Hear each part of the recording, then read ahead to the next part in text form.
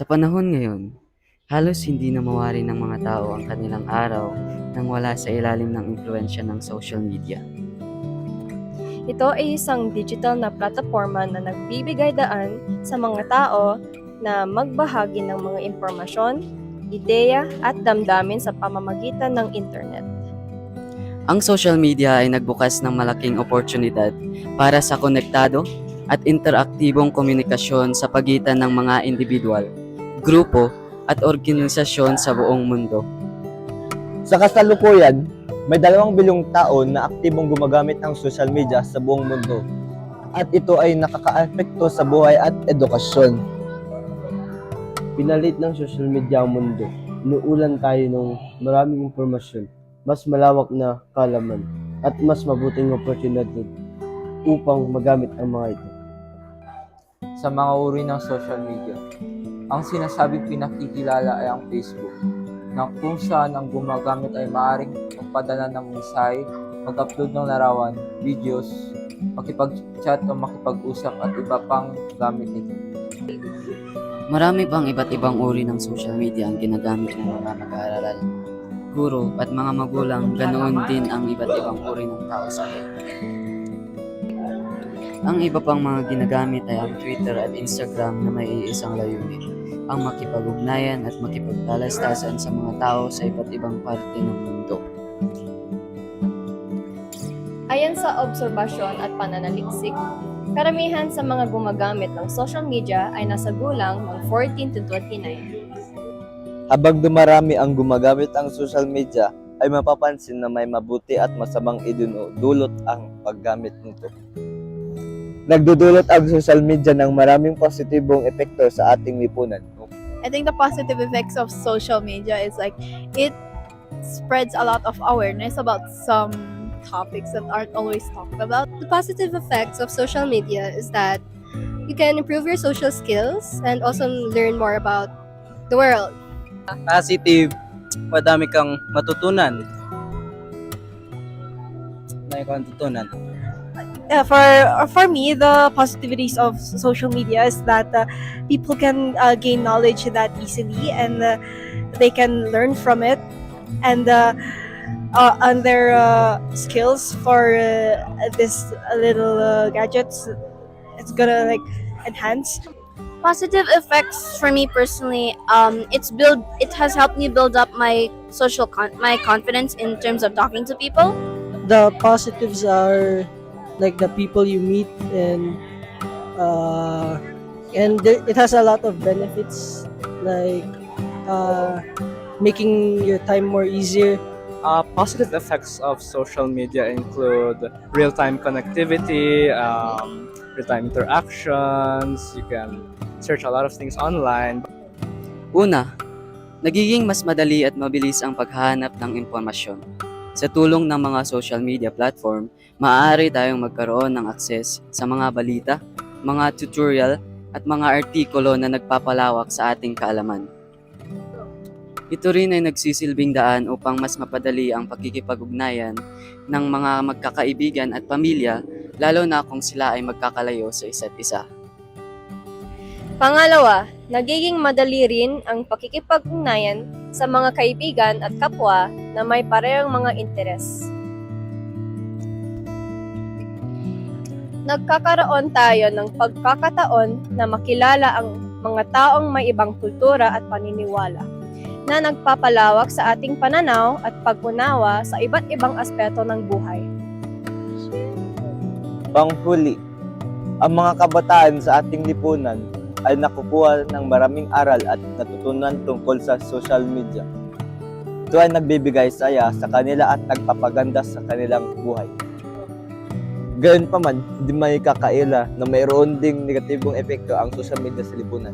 And the negative effects of like social media, it's like it shows some bad people like trying like a lot of kids go to social media, which of course they watch a lot of videos from it, so it might influence them on doing some bad stuff from social media.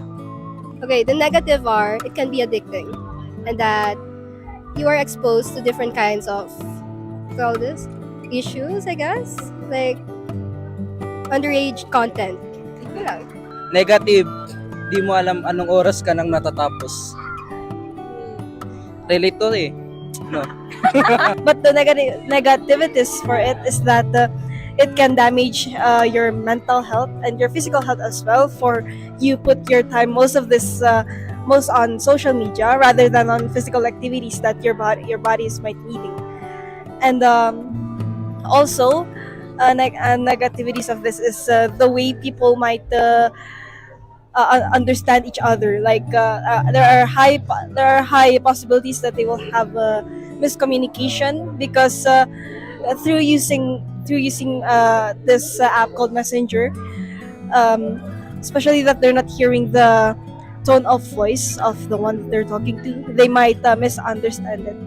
But on the negative effects, you spend too much time on the applications, which prevents you from doing healthier activities that you can do IRL. The negatives are the things that you can be exposed to on the internet when it's whether it's predators or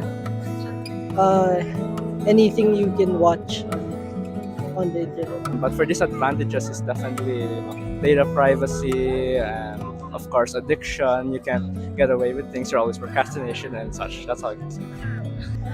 Social media takes away our time to do other things in life. Mostly we can't enjoy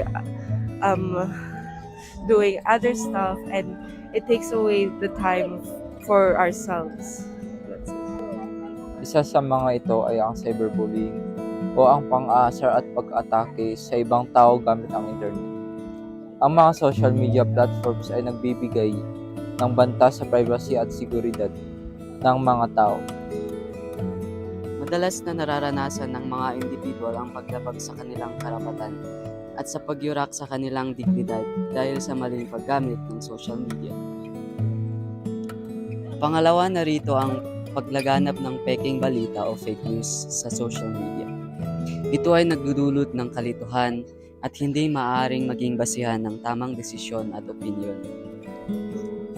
Pangatlo, ang labis na paggamit ng social media ay maaaring magdulot ng pagka-addict at pagkasira ng kalusugan ng isang individual.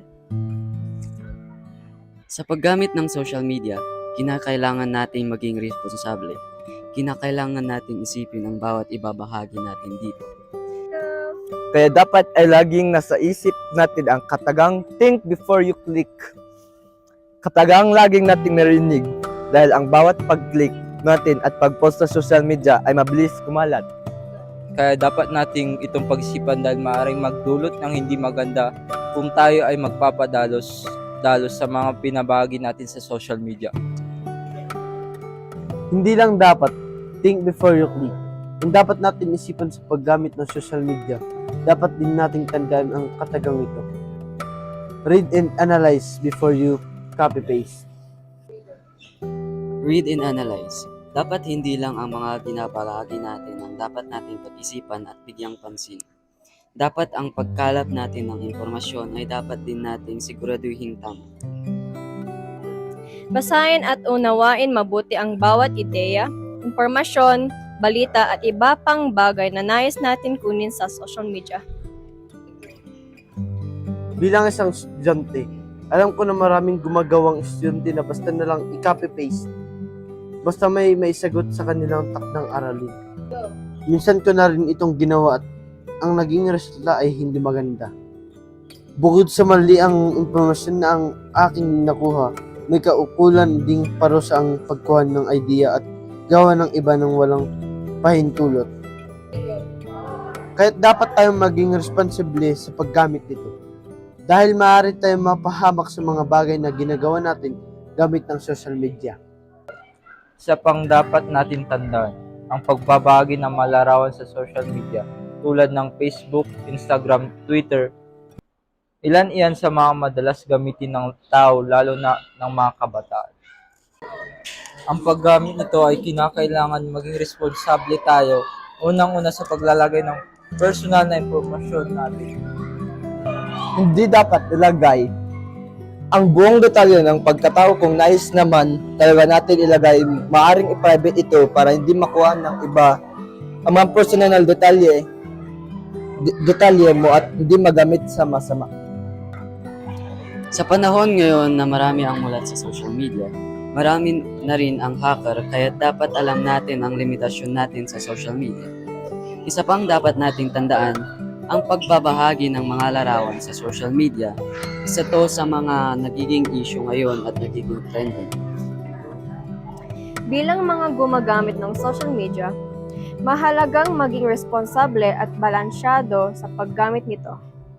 Nararapat na ito ay gamitin ng may limitasyon at hindi maging sanhi ng pagka-addict. Bukod pa rito, ang pagiging mapanuri at mapagmatsyag sa mga impormasyon na ibinabahagi sa social media ay mahalaga upang maiwasan ang pagkalat ng peking balita. Ang paggalang sa ibang tao, ang pagkakaroon ng malusog na diskusyon, at ang pag-aambag ng mga positibong bagay sa online na komunidad ay ilan sa mga mabisang paraan ng responsable at balanse ng paggamit ng social media. Sa kabuuan, ang social media ay isang malaking bahagi ng ating pang-araw-araw na buhay. Sa tamang paggamit at responsableng pagkilala sa epekto nito, magagamit natin ang social media bilang isang kapaki-pakinabang na kasangkapan sa pag-unlad ng ating lipunan.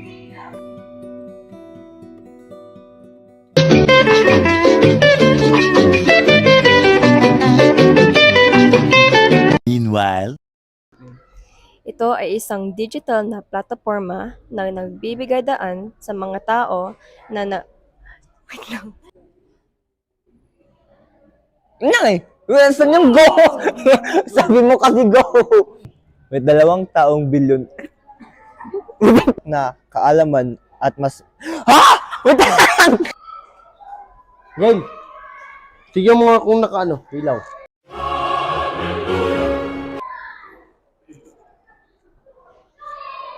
Tingnan mo kung nakailaw. Informasyon. Mas malawak ng kalam... Nang?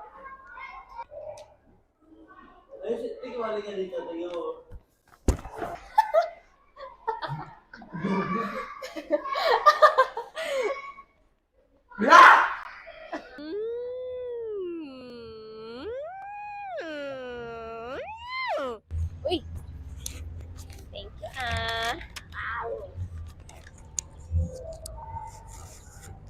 Ganda.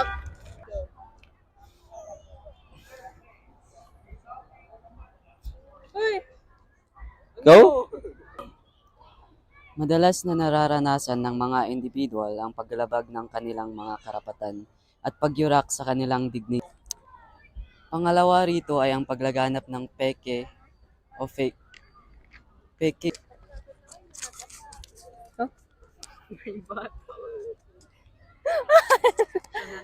Kaya dapat ay laging nasa isip natin ang... Joke lang. Dalos sa mga I saw Chihuahua earlier. Shut up. Ready? What's your name po? I am Ivana. What school do you go to? I go to Don Bosco. Why is social media addictive? I think social media is wait lang, ulit, reading. Effects of social media. The positive effects of social media is that it is a form na naman. Ulit.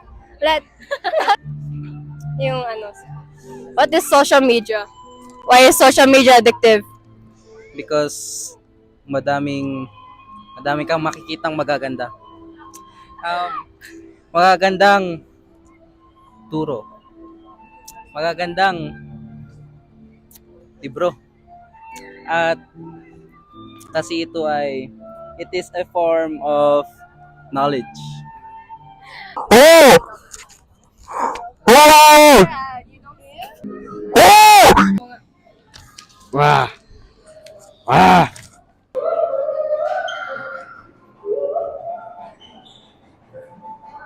Game.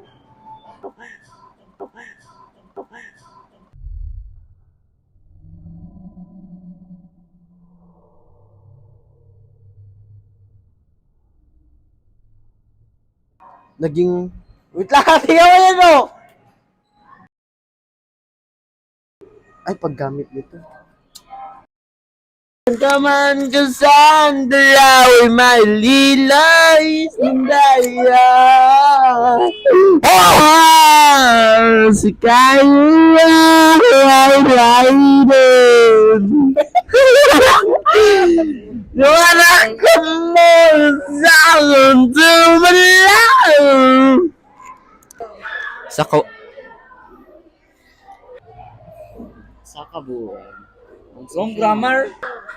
Sa kabuuan, ang social media ay isang malaking bahagi ng